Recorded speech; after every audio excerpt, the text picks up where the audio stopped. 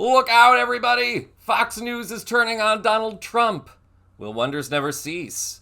Welcome back to Occupy Democrats. I'm David Reddish. The fallout over the crash of American Airlines Flight 5342 continues tonight, and now it appears one Fox News personality has had enough. You've probably already heard a good deal about the crash on Wednesday night, so we won't go into great detail here. In brief, here's an overview. While attempting to land at Reagan International Airport in Washington, D.C., an American Airlines commuter jet collided with a Black Hawk Army helicopter.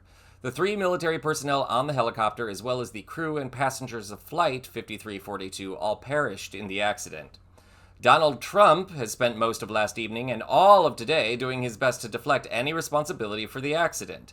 This despite firing scores of FAA officers, freezing funds, and allowing Elon Musk to pressure FAA head Mike Whitaker to resign on January 20th. It's also come to light that only one air traffic controller was overseeing air traffic in the tower at the time due to budget cuts. Federal rules mandate there should be 2 controllers on hand at any given time. In other words, the FAA has been flying without a pilot for at least 2 weeks. Trump's new Secretary of Transportation, Scott Duffy, also best known as a reality TV star, has refused to answer certain questions regarding the crash. For more information on the crash and Trump's reaction, check out our other videos here on the channel. For now, we want to talk about Fox commentator Jessica Tarlov and how she's schooling her other hosts on the network. For starters, Tarlov pointed out this during a broadcast earlier today. Check it out. Yeah. You agree that was unhinged, what he did? I think coming out, and the first part when he was reading off the prompter was correct. Whoever wrote it, if it was Stephen Miller or someone else, that sounded like somebody who was actually thinking of the families of the people who had just passed away. And then he had a campaign rally in the middle of what should have been a somber occasion. And these DEI policies were put in place in 2013. He had every opportunity through his first administration to revoke them if they thought they were terrible, but he didn't.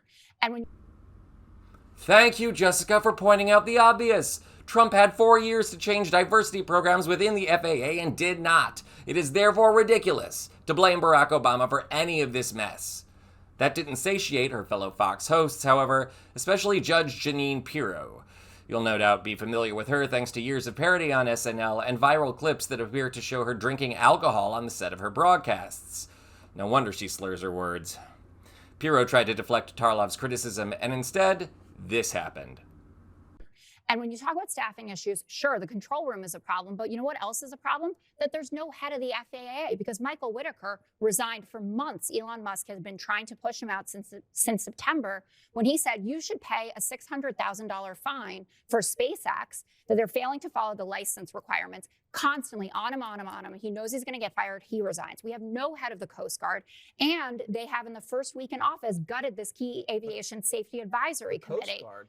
I'm talking about all the people that take care of us, that make sure that you are safe. They are trying to gut that to install people. Biden was taking care of us? Biden couldn't even show up in Palestine for a year. That's my favorite game that you play. It's not going to work for Really? I'm talking about the president. You won. And now I'm talking about the president and the people he put into office. He showed up with one message. It's DEI's fault. Then Hegseth says DEI, then Duffy says DEI, and then J.D. Vance, maybe playing a little bit of cleanup, says, well, if it wasn't DEI in terms of the pilots it's very stressful to work with people when we have these kinds of DEI policies. DEI is not a scapegoat for everything. It is, I get it, for some voters, it's what they want to hear about. But you should...